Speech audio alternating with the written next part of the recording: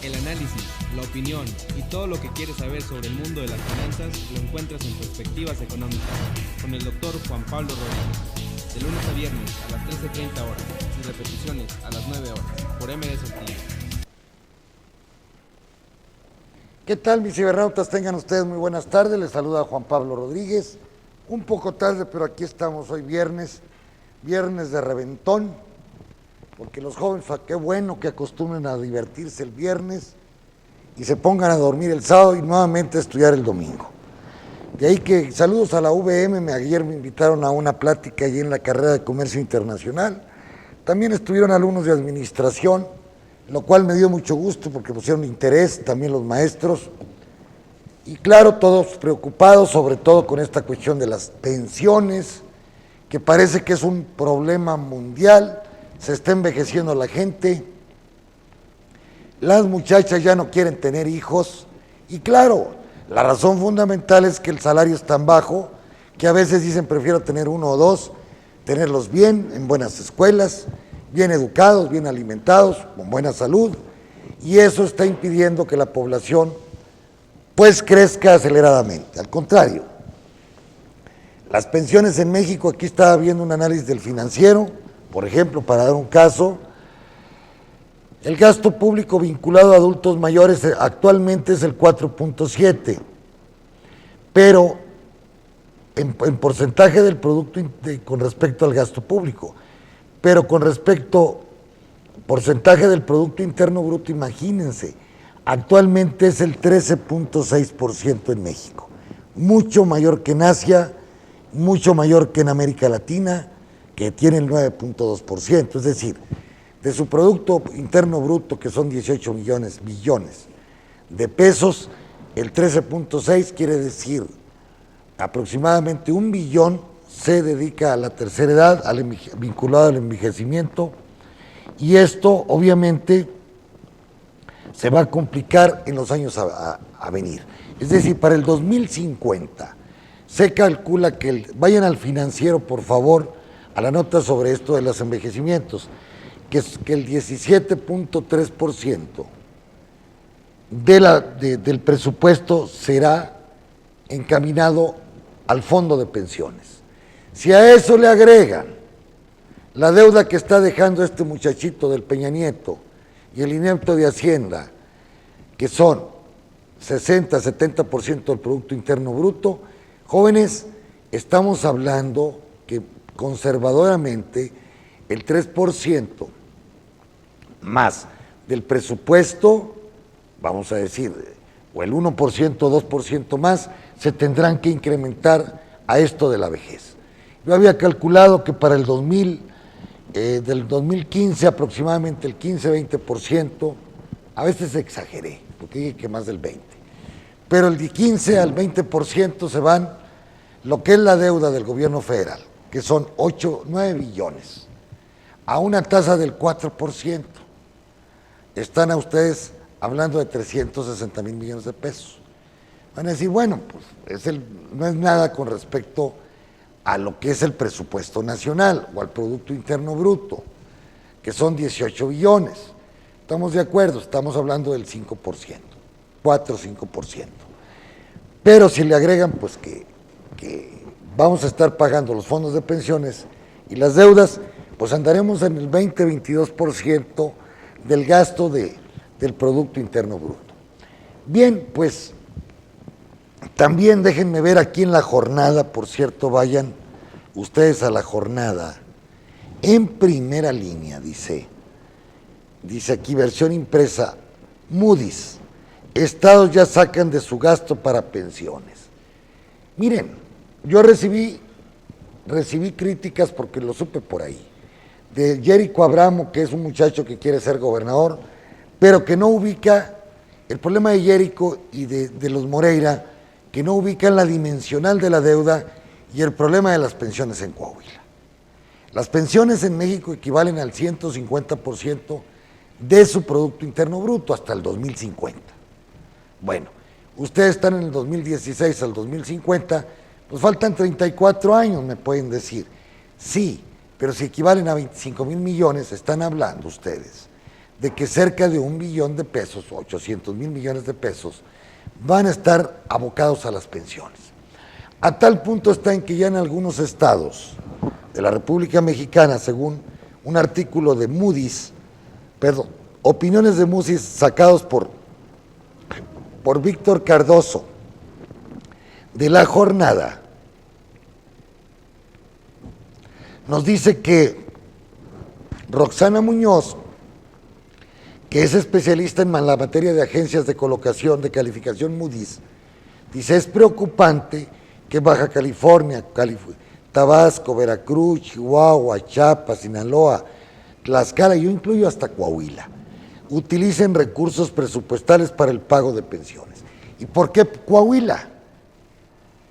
Porque, al contrario, el gobierno del estado les debe 5,000 millones de pesos a los maestros, vía lo que le recortan de la construcción, de la vivienda, de la salud y del retiro. Los movimientos, ahí están los maestros en la Plaza de Armas de Saltillo, pues pidiendo que se le reintegre su dinero. Están hablando de cerca de 5,000 millones que debe el gobierno del estado, que no solamente contento con no aportar al fondo de pensiones, ha dispuesto lo que los maestros han aportado para pagar el gasto corriente, para pagar el presupuesto. Entonces, aquí está complicado, porque la deuda del estado, que se calcula en 40,000 millones, fácilmente puede llegar a 50. Dice también, hay casos, dice La Jornada, en que el déficit de este concepto equivalen al 330% de los ingresos totales. Por ejemplo, el Estado de México. Allá en Derubiel, y sucede que más del 300% es decir, que las pensiones equivalen al 300% de sus ingresos. Esto está también terrible. Dice, también se observa que el déficit de los fondos de pensiones es equivalente al 300% en Baja California, donde gobierna el PAN, 270 en San Luis Potosí, que gobierna el PAN, 250 en Tabasco, que gobierna el PRD, y 200% en Sinaloa, que gobierna una coalición. Dice, el riesgo, dice la señorita esta, es que, de Moody's, es que se corre que cuando no se tiene un sistema de pensiones fondeado, o no se tenga dinero para el pago de estas. Y luego, dice, se buscó una entrevista con la Unidad de Seguros, Pensiones y Seguridad Social de la Secretaría de Hacienda, Oscar Vela, pero se negó a hablar. Dice, casi, y sigue el artículo, casi el 65% de las universidades públicas, dentro de las incluyo a la Universidad Autónoma de Coahuila y a Antonio Narro, registran déficit actuariales que son sostenibles solo durante los próximos 5 años. Es decir, nada más tienen 5 años para poder estar pagando a los viejos que se están retirando o que están retirados. Dado que sus ingresos propios son limitados, hay un riesgo de que cualquier esfuerzo para cubrir los faltantes de sus fondos de pensiones requiera transferencias estatales. Es decir, que del presupuesto estatal va a tener que darse dinero a lo de las pensiones. Por ejemplo, en Zacatecas, con este idiota que tienen de gobernador del PRI, pues ya las pensiones equivalen al 530% de sus ingresos. En el estado de Morelos y Campeche están hablando de un 30%, 3 veces más del presupuesto de la Universidad Autónoma de Zacatecas, Campeche, y ¿cuál es el otro? Campeche y estado de Morelos, pues son 3 veces más lo que deben a las pensiones de lo que reciben las universidades. En Nayarit el 300%, Yucatán, que es un estado muy jodido, 270%, Querétaro a 250% y Puebla con el 200%. Entonces, ¿es una catástrofe? Le preguntan a la señorita de Moody's. Dijo, sí, más o menos. Si bien está este déficit actual, algunos todavía tienen fondos de los que pueden sacar el pago de pensiones. Sin embargo, ya tenemos identificados a 7 estados donde los fondos ya no tienen dinero y están haciendo pagos directos de sus presupuestos. ¿Cuál sería la opción según esta dama? Dice, es preocupante para estos 7 estados, Para las otras entidades se podrá decir que a lo mejor es menor alarmante, porque todavía tienen opción a hacer reformas. Por ejemplo, en el Estado de México hicieron una reforma en 2014, 2015, y bajó los pasivos de 500% a un 300%. Son necesarios los cambios en la CONSAR, dice ella. Hemos visto este tipo de reformas en algunos sistemas de pensiones estatales, por ejemplo en Chihuahua, México y Querétaro. Hemos visto que le da un poco más viabilidad a los esquemas porque la gente no se retira tan rápido y sigue aportando, y el que aumenten las contribuciones sube el flujo a los fondos de retiro, lo cual es positivo. Esto por un lado, pero por el otro lado la reforma del estúpido de Cedillo, el susodicho doctor egresado del Poli, dice acá México S.A., dice México S.A. que pues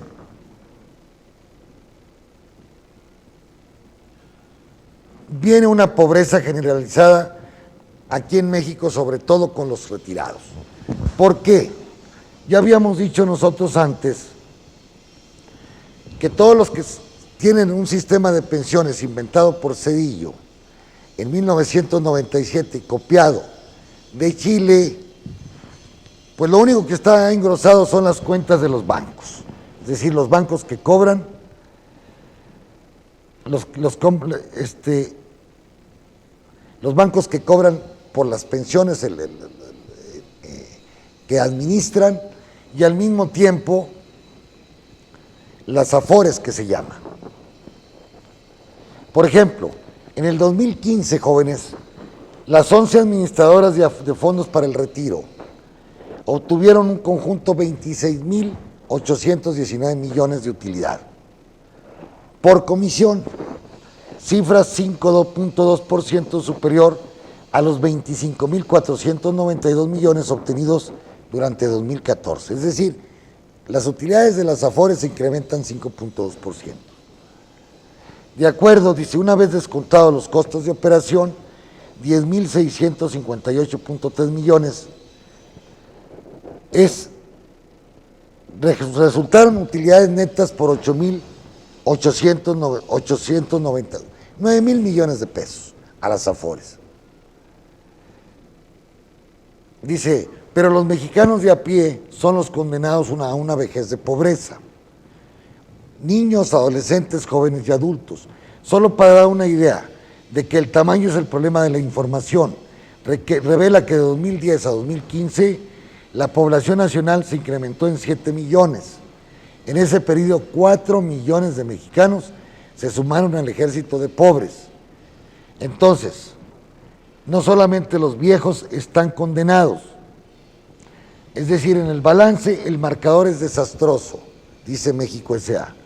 1 de cada 2 mexicanos es pobre, 8 de cada 10 socialmente vulnerables, y solo 1 de cada 10 mexicanos no tiene carencias y con derechos plenos.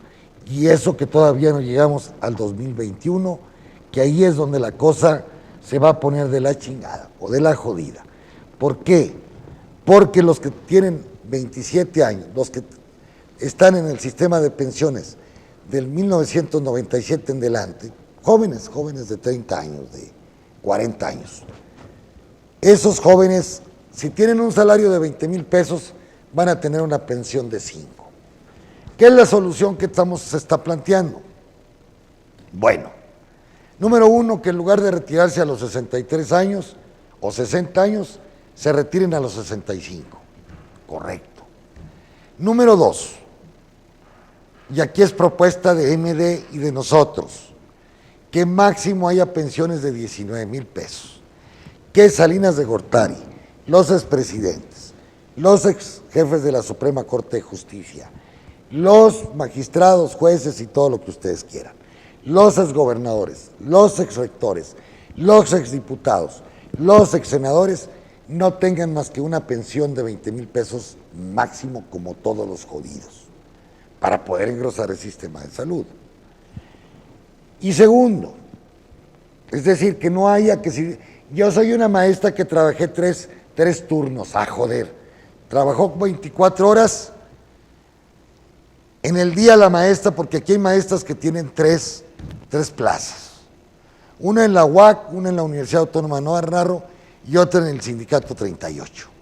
Entonces esas cabronas pues no comieron, no tuvieron actividad sexual, no pudieron ver a sus hijos, no pudieron ver nada, porque trabajaron 24 horas. Entonces, máximo se deben dar pensiones en una de las plazas, la de mayor rango si se quiere, pero no puede exceder de 20, 21 mil pesos, porque el sistema de pensiones de Coahuila pues está quebrado. Imagínense el corrupto, inepto, de los Moreira y toda la familia, como varios exgobernadores que tenemos aquí, tienen pensiones de 50, 80 mil pesos. El sistema pensionario de Coahuila no aguanta. Si viene la oposición y si nos nombran a nosotros asesores o que podamos hacer, señores, no se puede pagar porque está quebrado el Estado. Con una deuda que nos cuesta 4,000 millones, con unas pensiones que nos cuestan otro tanto. Entonces, pues no se puede. Hay que cortar los aviadores, hay que cortar los superprivilegiados en pensiones. Y al mismo tiempo, ahí coincido, hay que aumentar el salario para que los empleados puedan aportar no el 5 o 6% de su salario, que aporten el 12%. Pero a una maestra me dijo ayer en la VM, no la joda, doctor, usted me quiere aumentar mi participación en las pensiones, en el Afore, de 6 al 12. Es decir, si yo gano 10 mil pesos, doctor, entonces voy a aportar, en lugar de aportar 1,600, en lugar de aportar 550 o 600 pesos, tengo que aportar 1,200. Y eso más los impuestos que pago, impuestos sobre la renta. Entonces, doctor, pues me dejan un salario pingüe, un mini salario, para yo que soy profesionista, que soy economista, máster y no sé qué me dijo la muchacha, pues está de la jodida. Entonces, tiene razón, dice lo primero que tenemos que plantear, como en Estados Unidos Bernie Sanders, pues que el salario se dobletee en 4 años. Ellos están pensando dobletear el salario en Estados Unidos de $7.50 a $15. Bueno, ¿por qué no hacemos lo mismo? Si finalmente nuestro comercio internacional está con ellos. Canadá tiene salarios muy altos. Segundo, tercer punto, los afores deben de desaparecer, jóvenes, porque no es posible estarles pagando 9, 10 mil millones de pesos a las compañías que administran los afores. Ahí debe haber un organismo central, gubernamental, que administre todas las afores del país. Si llegan a faltarles dinero y que no cobre, bueno, que tengan los burócratas ahí, que se necesitan, pero que no cobren comisiones, para que el asegurado cada día pueda tener un poquito más de dinero al tiempo de su vejez. Si no, vamos a tener, jóvenes, pues una bola a ustedes, por ejemplo, los vamos a tener pidiendo limosna. Qué bueno que yo ya no lo voy a ver. Yo ya estoy viejo, soy de la tercera edad casi. Ya en un año más o 2 ya llego a la tercera edad. Bueno, entonces, ¿qué es lo que se está planteando? Evitar que ustedes, los jóvenes, estén en las esquinas pidiendo limosna. Porque con una pensión de 2, 3 mil pesos no van a poder hacer nada. De por sí el salario está el peor en América Latina, las pensiones encima, y el gobierno mexicano, que le vale madre, pues son neoliberales, son del ITAM y del TEC. Ellos, chínguense que se pueda, y ya veremos después. Pues no es así. Tenemos que ir asegurando el futuro de nuestros hijos y de nuestros nietos. Esa es la filosofía de Oriente, que estos políticos corruptos y principalmente el PRI y el PAN no entienden. Entonces necesitamos un organismo central descentralizado, administrado por los trabajadores y el Estado y las empresas, si se quiere, que esté bien administrado y que esté correctamente, que no sea corrupto. Porque si algo caracteriza a los fondos de pensiones en toda la República, es que los gobernadores y los líderes sindicales y los rectores han tomado a las pensiones como la caja chica, y hasta el PRI. Entonces, lo que necesitamos es precisamente un nuevo sistema de pensiones socializado, administrado por el propio Estado, y a la jodida con este sistema de pensiones del CONSAR. Yo lo eliminaría. Ojalá y Andrés Manuel López Obrador traiga dentro de sus proyectos ese nuevo proyecto, como lo hizo Cristina Kirchner allá en Argentina. Dijo, esto no funciona, esto es una caja de Pandora, esto beneficia a los administradores y los menos beneficiarios son los trabajadores. De ahí que México tiene que haber un cambio radical en el sistema de pensiones y que la burocracia, que la administración de estas pensiones no equivalgan más que a un cierto porcentaje. Y punto, a la jodida con los bancos. Ahora, que si el Estado necesita dinero de las pensiones, bueno, que lo tome pero que pague intereses. ¿Verdad? ¿Para qué? Para que el fondo de pensiones se vaya engrosando y en lugar de recibir el 25-30% de los jóvenes actuales, pues reciban el 60-70%. Es decir, si ustedes trabajaron y recibieron 20,000 pesos de salario, pues de jodido que les den a ustedes el 70% en el retiro, es decir, 14-15,000 pesos. Cuando se es viejo se tiene menos gastos, de acuerdo, pero tampoco que los tengan condenados a 2-3,000 pesos. Ese es el problema actual del sistema de pensiones, que va a representar el 17%, 20% en próximos años, fuera de la deuda, porque como la lleva Peña Nieto va a llegar al 80% próximamente en 3 años. Peña Nieto y los gobernadores de los estados.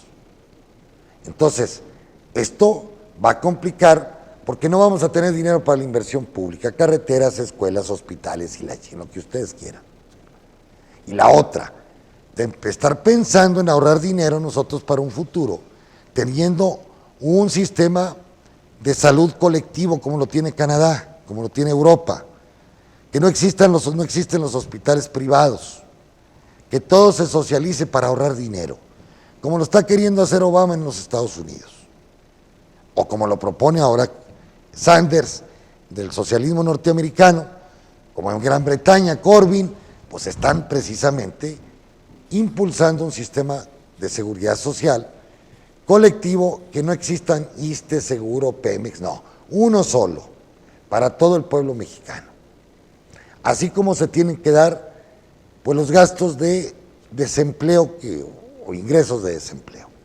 Bien, pues son propuestas que hay, por lo menos no nos dedicamos solamente a criticar, sino aquí también hay propuestas que se tienen que hacer para el programa que la izquierda va a aplicar, porque va a ganar la izquierda la próxima elección presidencial.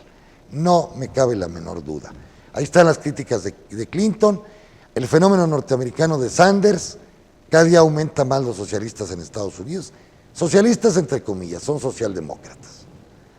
Pero esto va a impactar también a México y a Canadá. Bien, por lo pronto ayer se recibieron, en el plano internacional, se recibieron datos del empleo en los Estados Unidos. Se esperaban 200,000 nuevos empleos, no fue así, fueron 150,000. Esto pone los focos rojos o amarillos en la Reserva Federal y creemos, según un artículo de Elerian, que viene en Bloomberg hoy, pues dice que máximo yo creo que se va a aumentar la tasa de interés de 0.25 a 0.50 en los Estados Unidos, pero hasta el fin del año. Y esto pues tiene en locura los mercados internacionales, están bajando las bolsas, subió el petróleo porque en Canadá hubo un gran incendio en las arenas petrolíferas y entonces el abastecimiento de petróleo se complica. Y eso ayudó un poco a México, pero la Bolsa de Valores de México ya anda en los términos de los 44,000 puntos. Igualmente la de los Estados Unidos en 17. Sí, que este trimestre ganó la bolsa, sí, pero los 2 anteriores había perdido.